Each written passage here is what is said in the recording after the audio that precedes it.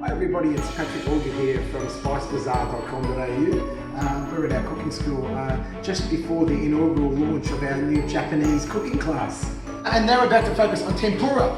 So tempura is kind of a battered vegetable, and we're going to use some prawns as well. A dish, we're going to deep fry it with an elegant batter, and then we're going to serve it with this beautiful yuzu ponzu sauce.